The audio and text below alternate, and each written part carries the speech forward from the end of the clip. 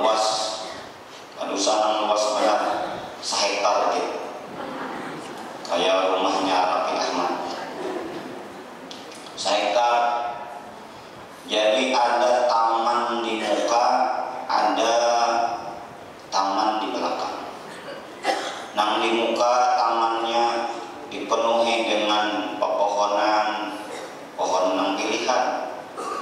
bunga-bungaan, bahkan ada tempat bersantai, ada lahan garasi yang cukup 3 buah mobil. Pakai ceramah lain mobilnya, berjalanan dengan keluarga lain, wah kehendak. Taman belakang ada juga, nah air mancur banyak yang keluar di dinding batunya. Ada kolam iwak, pakai munjun santai, macam-macam. Rumah tak. Dalamnya ada kamar untuk 2 bini, lebar luas, furniturnya, lemarinya lengkap, nang bagus-bagus. Bahkan di dalam kamar tidur ada kamar mandi lawan WC, lengkap. Kamar kekanakan masing-masing ada. Ada ruang tamu, ruang tamunya terbagi 2. Pertama, ruang tamu bila ada pejabat nang belang, itu duduknya di kursi. Bila ada buah orang alim, duduknya lesehan, 2 versi. Ada ruang santai keluarga, hiburan, lengkap dengan sound systemnya, TV-nya, terus ada nagana, cukup 50 inci sana. Kawas itu karaokean, nonton film, Masya Allah, dengan akses internet cepat, mau dikehendak. Ruang dapur, kitchen setnya lengkap, jadi bini sebahagia mana aku masak. Ada minibar, Masya Allah. Ada ruang pemain, ada kamar khusus mengandak baju. Sekarang ini kan rumah kita baju berkelantungan di mana-mana. Rumah ulun bang, tahu rumah kian berwarna tahu tuh. Sehingga rumah kita penyamuk membaju di mana-mana bergantungan. Nah, ya Allah. Apabila juga kan kita bisa rumah impian terlalu. Ada kolam renangnya, ada parkir helikopter. Itu bangar mahayal. Itu kalau kita bangun bila duitnya ada. Sekarang memang duitnya belum ada. THR keluar, ya sudah THR.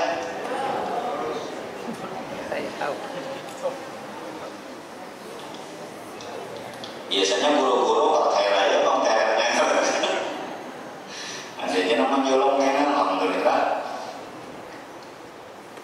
Bisa kita membangun rumah idaman dan impian sesuai dengan keinginan kita bila anggaran dan budgetnya ada. Punya ada duitnya, lebih ingin kalau kita melihat ada orang yang nak jual tanah yang lebar, biar ada bangunan di atasnya dan duitnya ada, selesai. Adul, ada duit urusan lancar. Ratakan, aku anak pulau rumah, bapak kini bertanya, mau rata, ada bangunan dari sehektar belah rumah, waduh, amun bola rumah luasnya sehektar tanah, pembantunya banyak-banyak, amun bini ini seorang bersimpun mati bersimpun aja sini. Ada tanda sampah lagi bersuruh begini coba. Ini kita anak-anak bisi rumah ganan sampai dipikirkan juga membarasinya siapa. Bisi rumah 4 tingkat nang disuruh bini, ya Allah sebentar hari mah pulang naik tangga. Ya nang tak kawan lagi bersuruh begitu, akhirnya laki begini pulang. Bapak Ibu jamaah sekalian yang dimuliakan Allah, minta maaf urun menggambarkan keadaan rumah kita sekarang di dunia yang sangat terbatas. Kalau kita ditanya orang, mungkin jawabannya seperti ulun tadi. Ulun mungkin jangan duit banyak, ulun ulah lain loh. Bapak sakit-sakit di dunia, nyaman di dunia, nyaman di akhirat. Ya kalau zamannya lagi sakit di dunia, nyaman di akhirat. Zaman sekarang nyaman di dunia, nyaman di akhirat. Cuma karena duitnya ada cukup, ya sabar nang adanya dulu.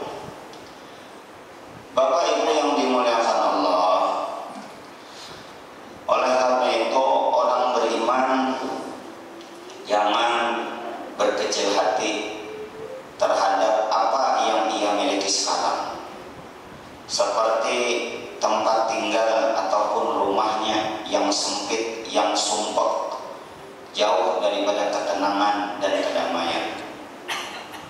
Apalagi nang tinggal dibedakan, higa orangnya macam-macam. Nang sebalah dua lagi bini saban hari bakal aja.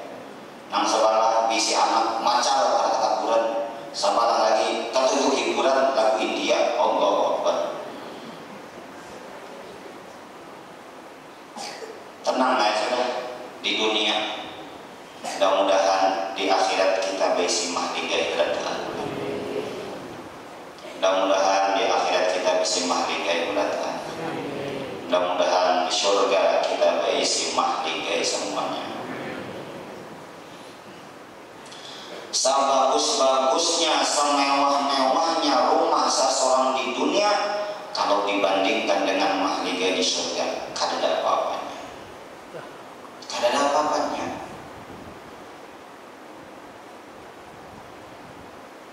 Orang sekarang kan mengembangkan namanya smart home.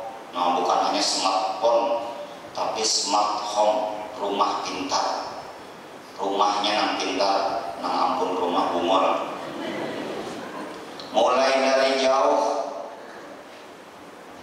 barang-barang elektronik di rumahnya sudah bisa dinyalakan lewat jaringan internet. Misalnya AC di dalam kamar, baru lagi sampai ke rumah, kamu sudah ditumpahkan. Jadi kamar itu sudah dingin, akhirnya masuk. Nyaman banget. TV kawan dilupakan, kunci serba otomatis lewat gadgetnya yang dilupakan, smart home macam-macam, luar biasa. Tapi bila dibandingkan dengan mahligai yang Allah sediakan dan siapkan untuk hamba-hambanya yang beriman, bertakwa dan beramal soleh, kan ada apa-apanya. Maka kita jangan sampai sudah di dunia kada berisi rumah idaman, di akhirat pulang kada berisi apa-apa. Aduh sakit banget. Biar aja sudah, karena masing-masing orang sudah Allah tentukan kehidupannya, sudah Allah kadar rezekinya, sudah Allah tempatkan kedudukannya. Ini nang berisi rumah ini sudah Allah tentukan, ini nang berisi harta kekayaan sini sudah Allah tentukan. Tapi di akhirat jangan sampai kita kada berisi. Apa yang berataan berisi mahligai di surga? Hendak pada buah. Ulun hendak sebanyak-banyaknya dan semewah-mewahnya. Kalau hendak berisi mahligai di surga, apakah hanya dengan tinggal diam kita akan mendapatkannya? Apakah hanya dengan bermalas-malas dalam ibadah dan katakan akan memperolehnya? Tentu tidak. Segala sesuatu itu dicapai dengan ikhtiar, usaha dan doa. Di dunia saja yang kadang-kadang tidak tampak hasilnya dan semu ujungnya orang berusaha keras untuk mendapatkannya. Bagaimana di akhirat yang tidak ada jaminan sama sekali? Bapak Ibu yang dimuliakan Allah, ada beberapa hadis dari Nabi SAW tentang suatu amal yang balasannya Allah bangunkan mahligai di surga. Ulun pilih hadisnya ada sekitar 11. Mungkin dalam kesempatan ini satu atau dua saja mungkin disampaikan karena waktu kita kan datang lawas. Di antara 11 hadis Nabi SAW yang menginformasikan kepada kita amalan yang Allah Subhanahu wa Ta'ala membalas dengan bangunan, dengan dibangunkan surga. Yang pertama, meninggalkan berdebat. Dua, meninggalkan dusta. Yang ketiga, orang yang memiliki akhlak yang baik. Ini hadisnya yang tiga ini sepaket, makanya lu sampaikan langsung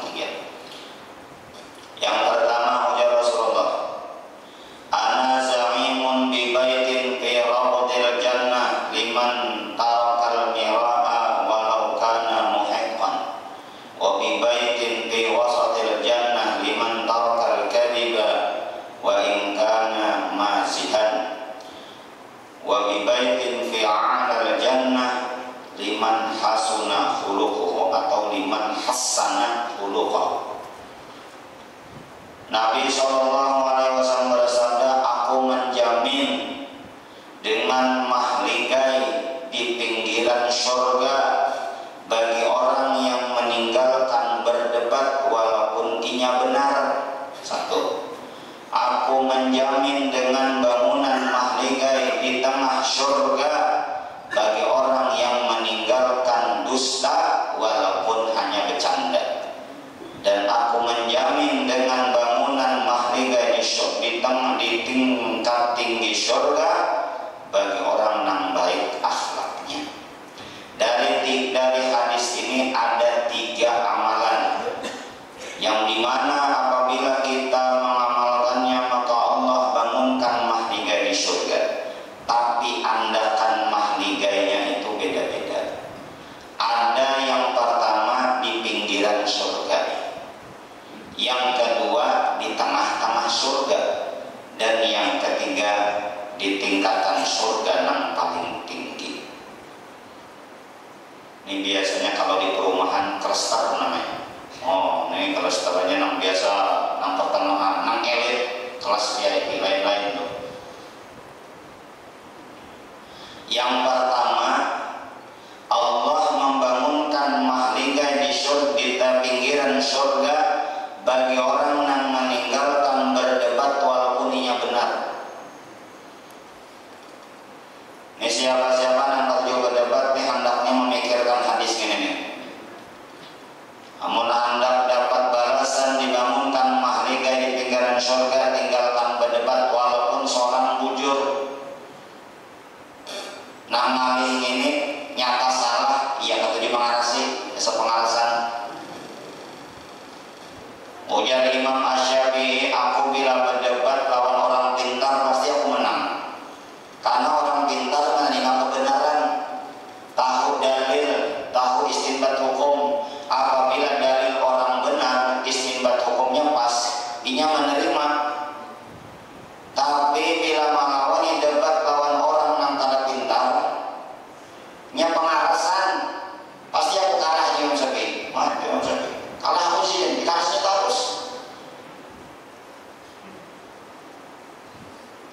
Suatu ketika Rasulullah berjalan dengan Sayyiduna Abu Bakar.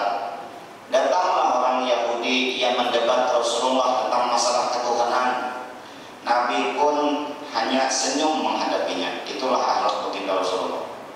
Sayyidina Abu Bakar pun waktu itu hanya mendengarkan saja. Tapi ketika ia terus memojokkan baginda Nabi SAW, Sayyidina Abu Bakar tidak tahan mendengar dan melihatnya. Akhirnya Abu Bakar mencoba melawan untuk mendebatnya. Akhirnya Nabi, wajah beliau yang asalnya senyum dan berseri-seri berubah dan meninggalkan Abu Bakar. Abu Bakar pun menyusul segera dan bertanya, ya Rasulullah, waktu kita diam di debat orang Yahudi, kenapa engkau hanya senyum saja berseri-seri wajah dia? Ya Rasulullah, aku melihat bidadari, para malaikat sedang mengerumuni kita. Hebatnya Pak, bila kita bini bagi di debat orang. Nyapa kalah bukan berarti kalah. Nya ada saatnya kita itu melawani debat lawan orang, ada saatnya kita begini. Bisa aja kita mau ukur orang ini.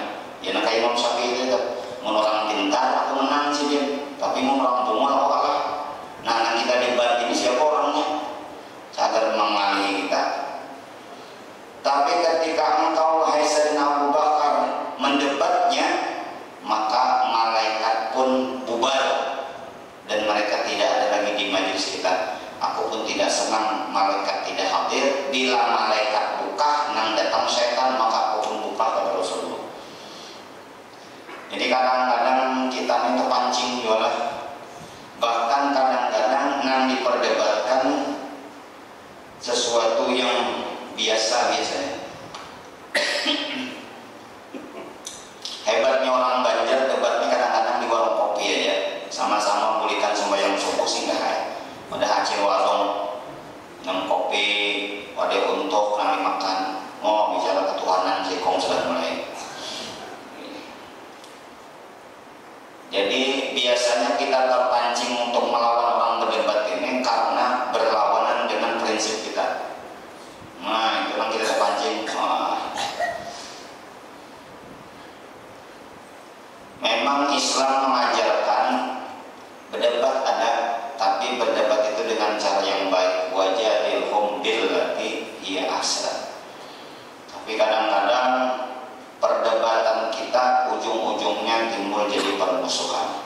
Itu nangkal bagusnya. Orang-orang pun biasanya memancing menyulut amarah kita.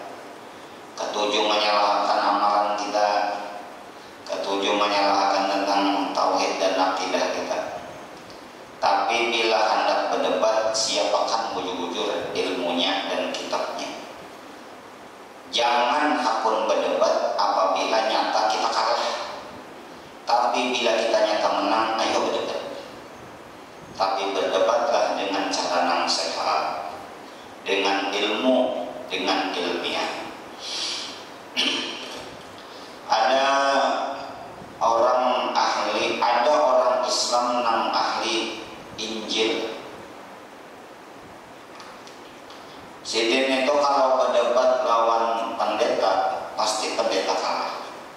Karenanya menguasai Injil perjanjian lama dan perjanjian baru.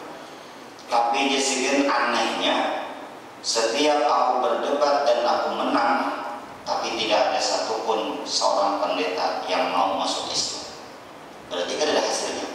Kan tujuan debat itu kita mematahkan argumen orang. Tujuannya supaya ia umpat argumen, ide dan pendapat kita. Tapi kan ada hasilnya.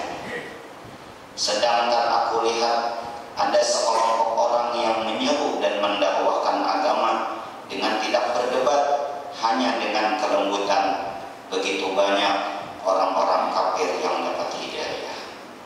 Nah, jadi kadang-kadang seperti itu Pak. Oleh karena itu sebagian ulama mengatakan berdebat itu mengerasakan hati.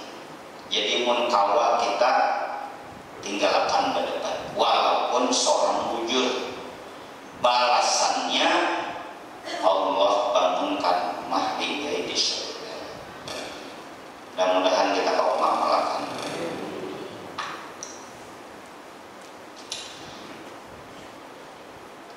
Dalam petakon nanya, dahulu nang mana ayam kain karunya Pak?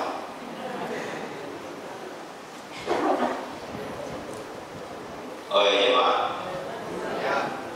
Ayam kah? Nah ya Allah. Tukang. Aku jangan laki, maaflah dinglah. Kalau umpat nah kewadah hamba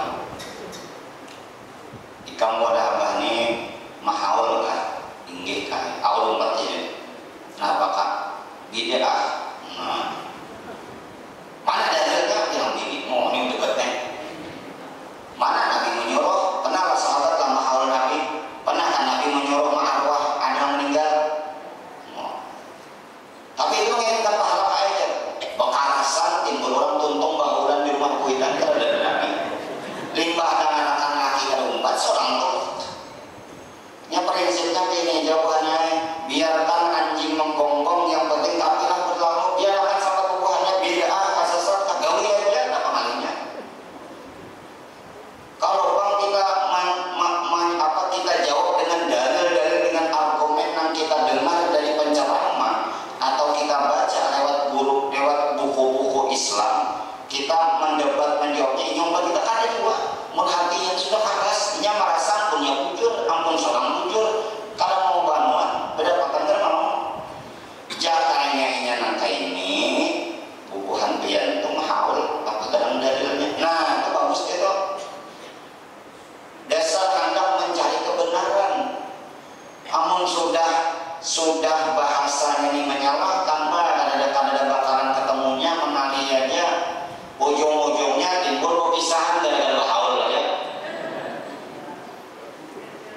Ini orang bahasa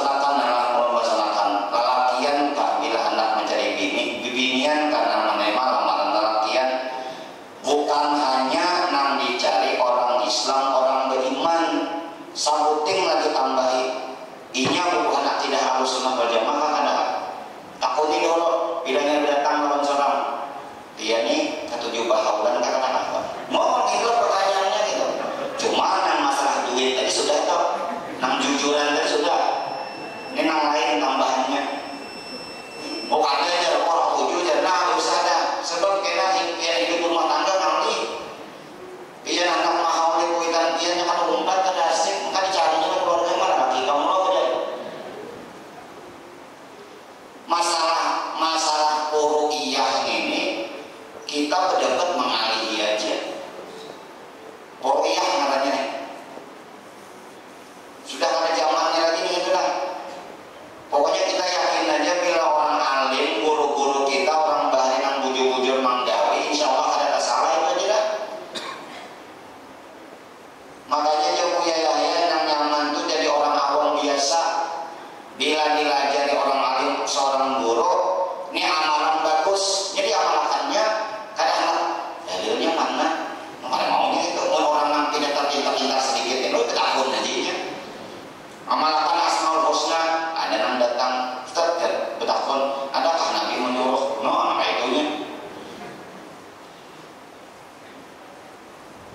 manakunakan dalil mendalir akhirnya amalan kada gawi coba orang awam sembahyang duha bagus karena betakunnya mana dalilnya Nabi yang doa gawinya betakun bang nah kayak apa menggawi sunnah-sunnah Tuhan bagus kalau ada niat untuk mengerjakan maka orang awam itu nyaman karena di akhirat orang awam yang pasien orang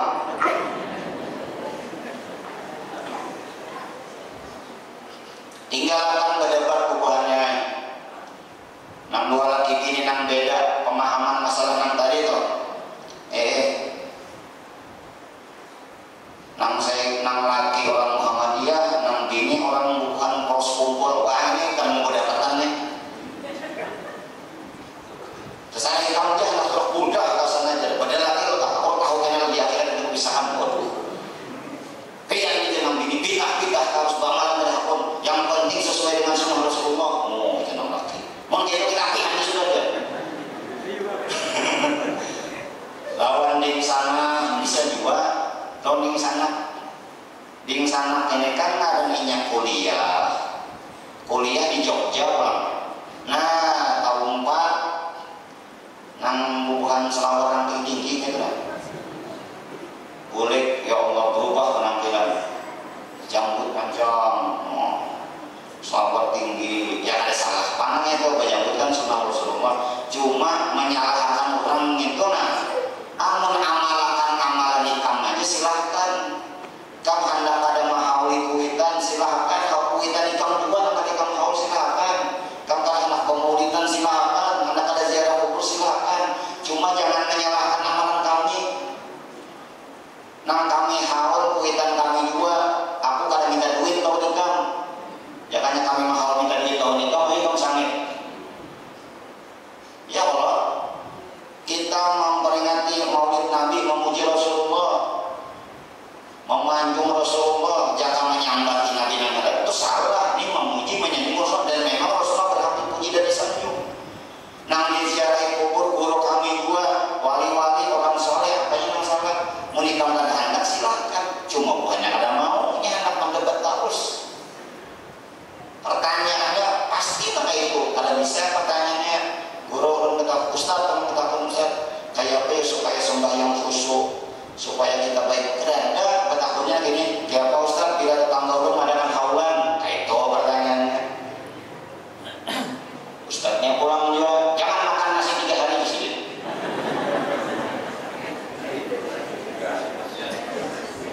bodoh banget ya mah yang dimuliakan Allah ayo kita belajar kalau usah dilakukan berdebat kalau usah walaupun tidak muncul kalau usah orang aja bahkan yang paling hebat kita tetap berakhlak baik lawannya jadi jangan sampai yang mendebat lalu kita renggam beri sangat nih atau lawan ini biar kita yang menyalahkan mendebat tetap kita baik insya Allah mudah-mudahan dengan kita baik kalau ini atau umat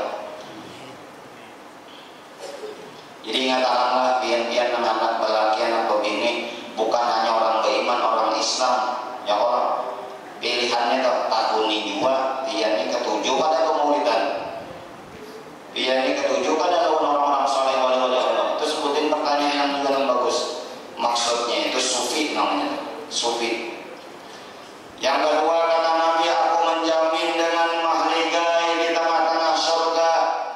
Wa ana zaimun bi baitin bi wasatil jannah liman tarakal kadhiba wa in kana mazihan.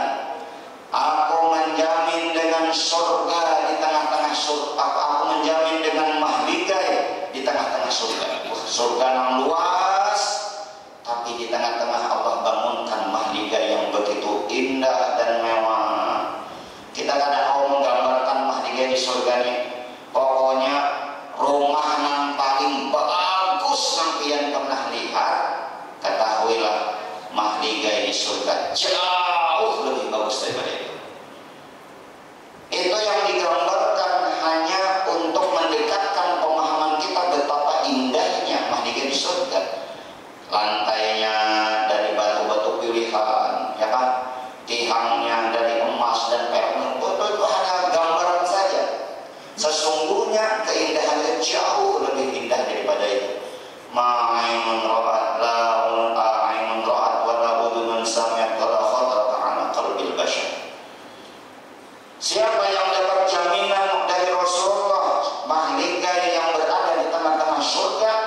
Liman tarakal kadhiba, bagi orang yang meninggalkan dusta, wa in kana mazihan, meskipun ia bercanda.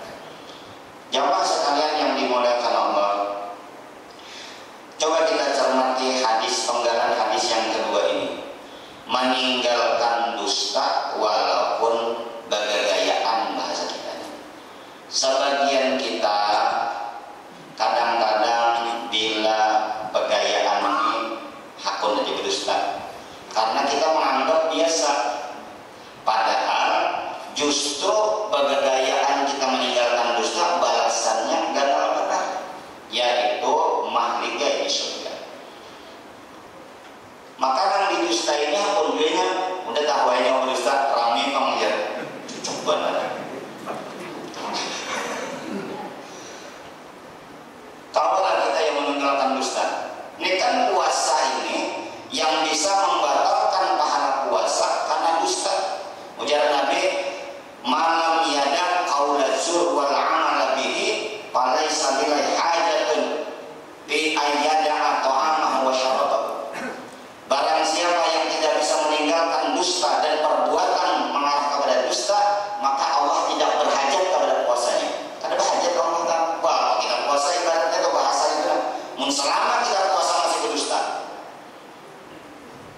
Tapi ulama fuqaha mengklarifikasi dusta, ghibah, namimah dan perbuatan dosa maksiat lainnya bukan membatalkan puasa, tapi membatalkan pahala puasa.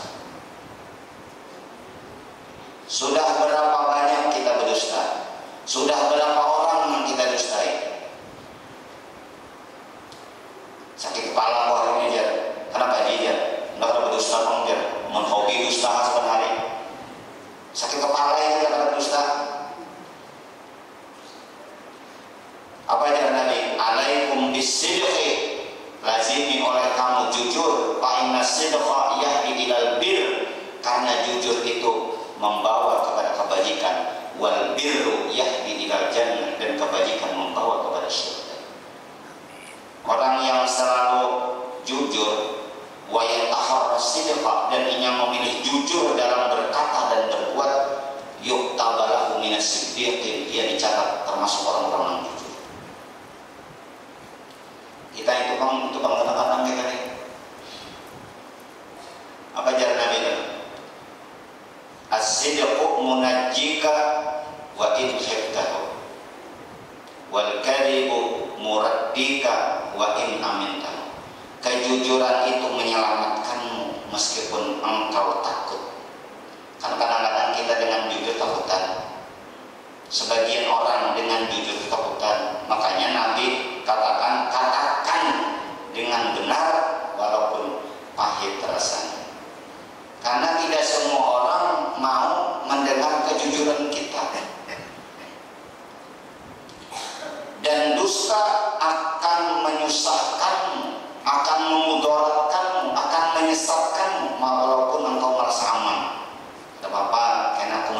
memegang dan aku menjamin kamu aman, tapi berdusta, maka itu akan memudaratkan kita.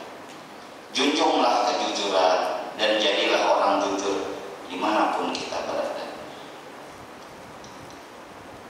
Hendak nyaman jujur lawan orang, jujur lawan bini buahnya dulu.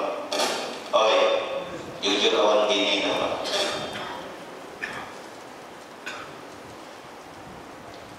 Mana duit pian kak di dompet habis? Tadi panggil mau minyak bensin atau 20 liter. Padahal singgah kepada siapa atau juga.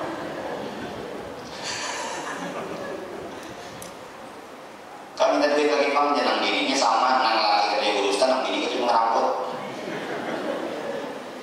Cocok banget. Alok kaciput suka ngeramput.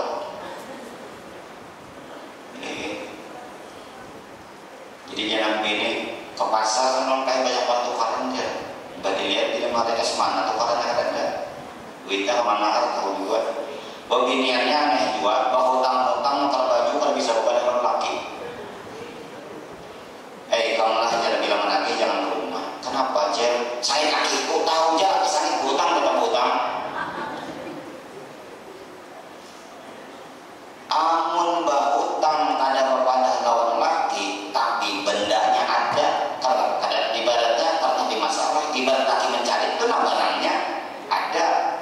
Sandal ada, baju gamis ada, tas ada, jilbab ada. Nang alih ini bahutang 20 juta, bandanya kan ada. Ayo duitnya mana? Ongkos si rakyat enggak? Ya Allah Rabbi, ayo belajar. Yang kedua, kita sebagai kuitan jangan menganggap remeh mendustai anak. Karena sekali kita mendustai anak, itu pelajaran yang masuk dalam hatinya dan dia bisa mendustai kita juga. Kena turun mulai rumah baju seragam sekolah, bersalaman lawan kuitan bagus banget. Kira hendak sekolah, sekalinya sekolah di warnet, malam pulang betapi baju koko kopinya membawa sajadah mak belum terlalu ke majelis malam. Alhamdulillah sekalinya iktikaf di Sering.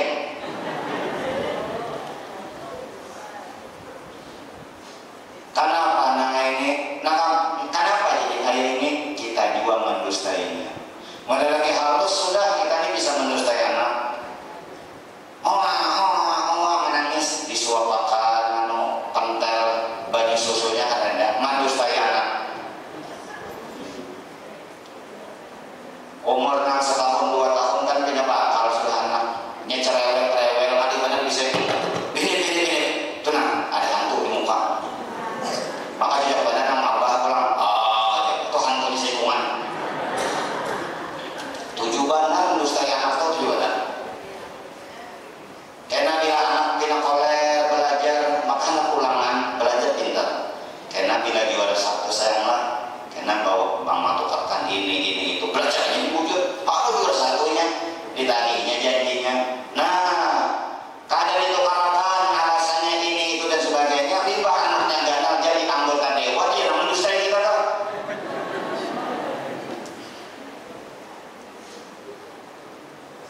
Datang ke masjid menggawe genset. Paham aja Pak, aku ini kan anak kita pilih Bang, tapi paham aja tuh. Terima penyerahanmu masuk media sosial. Sekalinya bukan sedikit memilih harus datang lagi diambil gensetnya. Masya Allah. Para ulama mengatakan dusta hukumnya haram. Timbul pertanyaan, sifat Nabi dan Rasul itu wajib 4, ya Pak? Salah satu sifat Nabi dan Rasul yang wajib as-sidq, yaitu jujur. Ulun berkata lawan dia, pernahkah di antara para Nabi dan Rasul berdusta? Kalau menurut agama memang tidak pernah. Tapi kalau kita lihat prakteknya, kayaknya pernah. Siapa yang melakukan? Nabiullah Ibrahim alaihissalam. Imam An-Nawawi menjelaskan dalam kitab Syarah ketika beliau berjalan membawa istrinya Sayyidah Sarah. Sarah ini bilang bengkengnya luar biasa, puas mana Sarah. Orang Mesir luar biasa. Orang Mesir ini dia bilang luar biasa. Lelakiannya awaknya putih habang, matanya biru.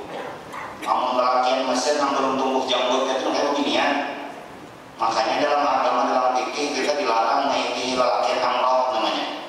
Amrot itu lelakian yang bungas yang belum tumbuh janggutnya. Ada kebalakan lo kita dalam orang Indonesia. Orang Mesir, masya Allah, orang Palestina bungas-bungas gagah-gagah. Ketika Nabiullah Ibrahim hendak memasuki perbatasan, yang mana di situ rajanya zolimnya luar biasa. Di antara kezolimannya, kadang kawam melihat bebinian yang cantik. Terlebih cemburu haginya apabila bersamanya laki-laki mengaku sebagai suaminya. Itu bisa langsung dibunuhnya di tempat itu. Ketika dicegat dan diinterogasi, maka Nabiullah Ibrahim ditanya, siapa bebinian ini? Jadi Nabi Ibrahim apa? Ding sanakku. Padahal ini ding sanakku. Berdusta kan? Berdusta kan? Berdusta. Kan bini dipadahkan ding sanak. Menurut syariat Nabi Muhammad kada boleh. Bang lelaki yang ngomong ini ding sanaknya, saudarinya. Maksud Nabiullah Ibrahim ding sanak seagama. Berdusta kan itu? Ulun lawan dia dari sana, banding sanak seiman seagama. Berdusta kan? Kan ya. Maka ulama menjelaskan itu ngarannya tauriyah. Tauriyah ngarannya. Boleh hukumnya, tapi ini jangan tapi dipraktikkan juga lah. Kecuali 3 ajaran Nabi berdusta tak boleh. Pertama, mendamaikan orang yang berkelahi. Ini orang berding sana dan berkelahi. Kita nih lawan di sana sama kawan, lawan di sana saya kawan. Kayak apa supaya berdamai? Berdusta kita boleh aja. Di sana ikam hendak benar bermaafkan non ikam di sini orang pada hendak bermaafkan. Akhirnya berdamai. Nah itu boleh berdusta. Yang kedua, dalam peperangan, kalau kita ditawan orang, lalu ditanyanya tentang peta kekuatan kaum muslimin, namun kita jujur kalau orang Islam, berdusta kita boleh. Yang ketiga, urusan dalam rumah tangga, ini pemasak kemasinan padahal kan nyaman banget. Ini kalah masakan bunda nih, rumah makan bunda maksudnya. Masya Allah, ini makanan surga itu lagi malawannya, makanan yang kami dingin, makanannya bagi bini. Esok kan yang masak pulang kamu senang olehnya. Coba mau biar jujur, masih tahu masih benar. 3 hari ada masak, dia nang laki waktu satu mau kerindomi aja. Nah maka oleh karena itu Bapak Ibu yang dimuliakan Allah, Imam Al-Ghazali menjelaskan dalam kitab Ihya sekali lagi. Kalau tujuan kebaikan itu bisa dengan jujur, wajib jujur. Tujuannya baik, tapi dengan jujur bisa kita capai, wajib jujur. 2, tujuannya baik, tapi tidak bisa dicapai dengan jujur kecuali dusta, hukumnya boleh. Tujuannya baik, berdusta dapat, jujur dapat, tetap wajib jujur. Terlebih lagi tujuannya baik, bila berdusta ada dapat, jujur dapat, tidak haram, hukumnya berdusta. Jadi tujuan baik kita lihat wasilah perantara untuk sampai ke sana, baikkah, adakah? Nah oleh karena itu jangan sampai kita menganggap remeh dusta. Jangan mendustai bini sekecil apapun. Guru busuk, guru di kelayan di sini. Aku jadi kalau kau begini buat sebutin di sini. Aku kalau kau mendustai bini ku non hebat benar sini. Sebab membuat bini gua ini raja pengarambut. Sebagian. Makanya supaya jangan pengen mengelambot, ada caranya nyuruh belajarin lah. Bini anu jangan kadang-kadang kalau begini di belakang kan orangnya. Bini yang kedua itu rumahnya disewakan pada pelanggan atau pada masjid. Jadi pian besong-song ke masjid senang bini, masya Allah, laki kusung-sung mana ke masjid, padahal menekong. Kan kelanggar tetapi baju koko curiga begini. Kamu biar anak bini di yang situ, kaceke kakaknya. Itu untuk banyak mana tuh bini simpanan di situ. Bantuan guru gitu banyak situ bini simpanannya.